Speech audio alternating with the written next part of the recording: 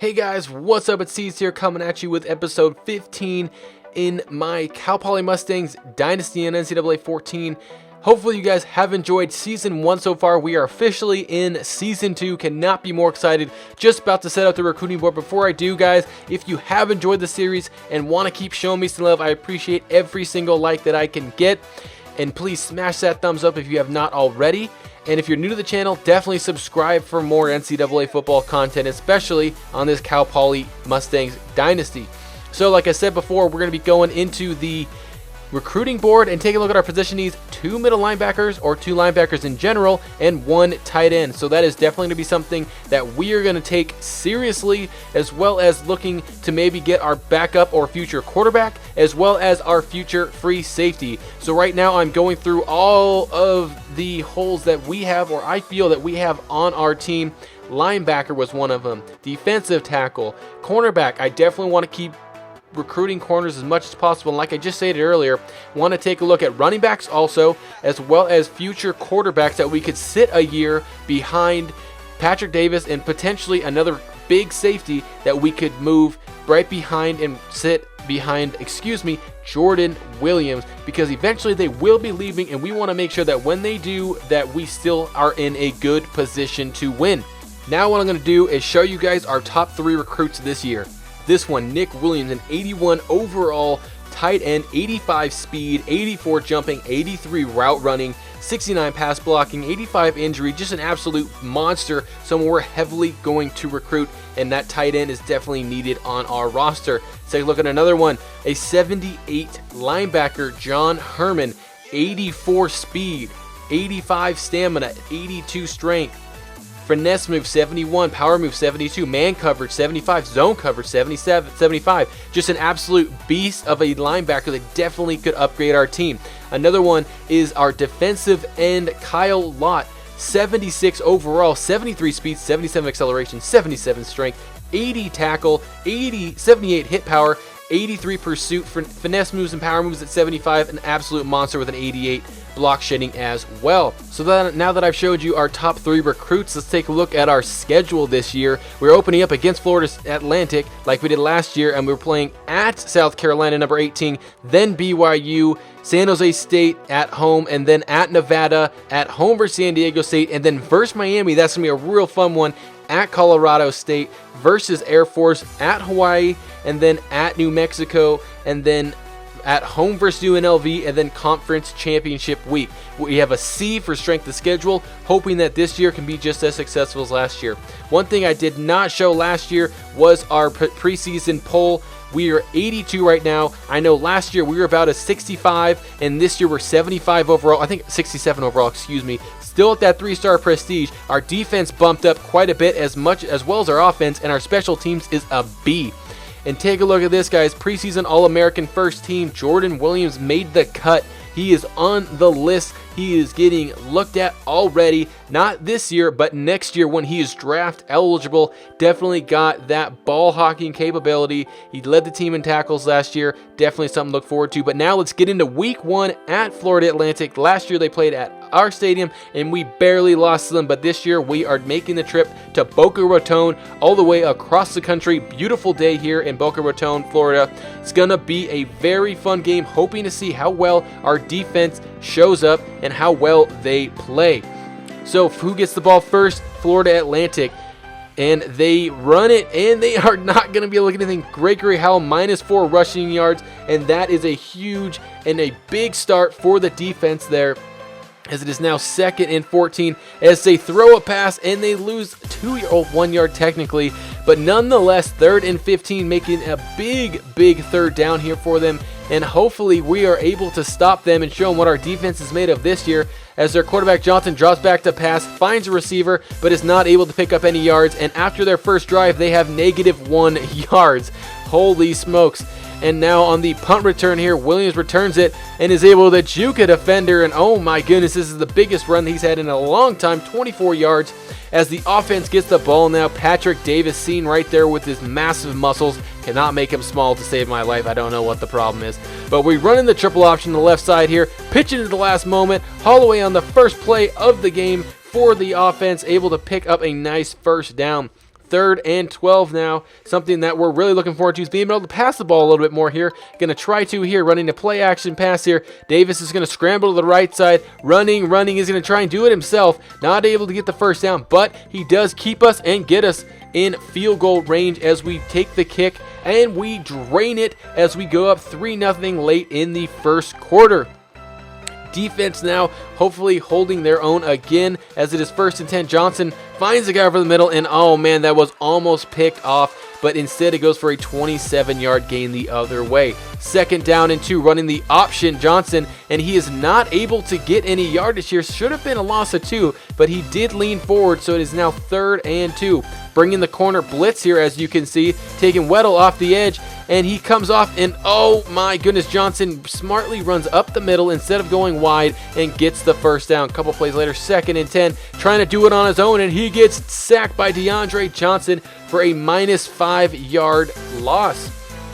Couple plays later, 3rd and 15, running the triple option offense, it looks like, and off his back foot, he throws it, and Daughtry, oh no, you could have had an easy pick there. Regardless, 4th and 15, they're kicking a long field goal here, as I believe it's 37, 47, 53, 54 yards here, and it is wide left, and for some reason, Jordan Williams did not want to return that. We get the ball back here, and it is 3rd and 9. Davis dropping back to pass, looking wide open. Bradshaw, who's able to cut it back and just not be able to make it. It is 4th and inches.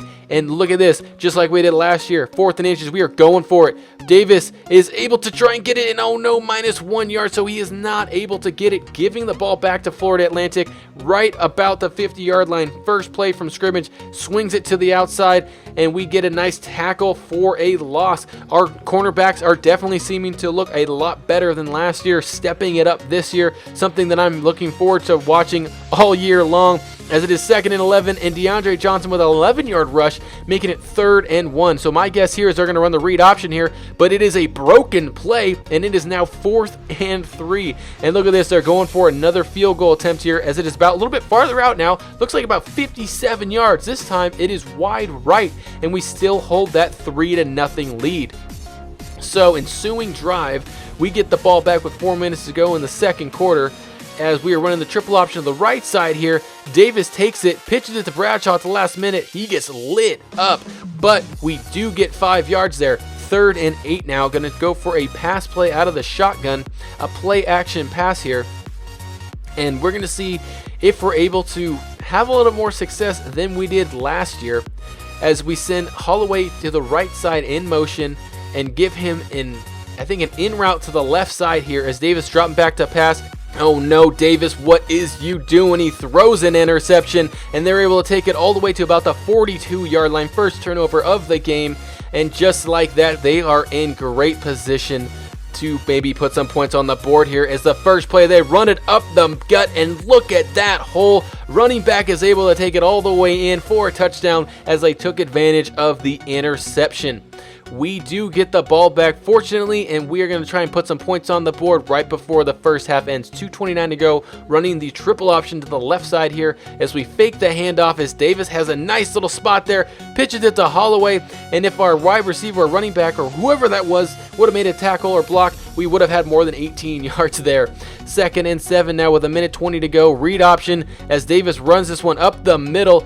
Wow, and it looks like he flipped a little bit there for a 10-yard gain and the first down. 41 seconds to go. We still have 2 timeouts, so we're just letting the clock run here as Davis takes the triple option, runs it left, passes it back to Bradshaw, and he's able to take it to about the 25-yard line. And after we do call a timeout, 9 seconds to go here, 3rd and 5. We do it with Bradshaw. He's not able to get a first down, so we call a timeout with 3 seconds to go and kick the field goal. So we are down 7-6 at halftime. We do get the ball to start the second half. In the first play we run is the read option, and Davis is very good at this as he's able to break it off for a nice first down and probably about 11-12 yard gain. Couple plays later, 3rd and 3, running the triple option to the left side here, fakes the handoff, and he's cutting over the middle, and again he is short. 4th and 1, and again we are going for it. This time another 4th down that does not go our way, but this time it was because of a broken play, a glitch, and they get the ball back again in great field position. but they tried to swing it out wide, but they get a -3 in yards because look who was there, Jordan Williams.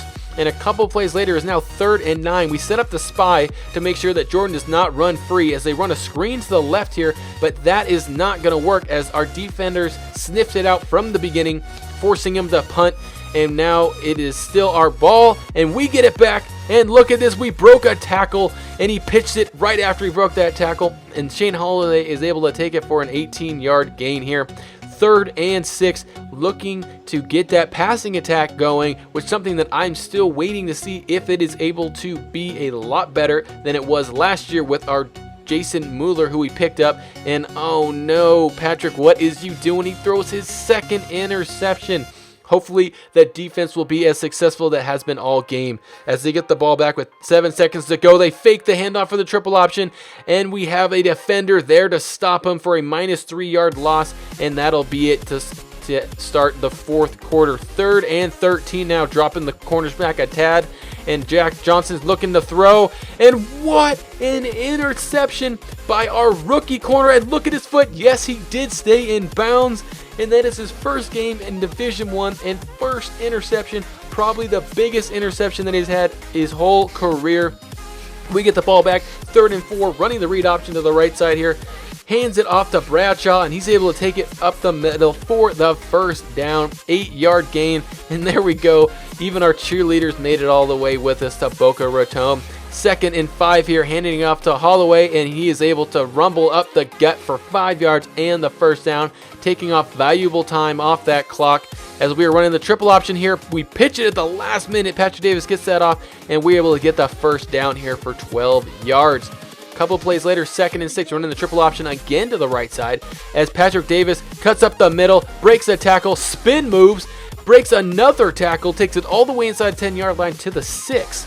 And just like that, we are in business. A minute 19 to go, and we hand it off to Wiggins, our new fullback, who's about a 55, and he takes it in for the 1st touchdown of Cal Poly Mustangs football in the next year, which I believe is 2018.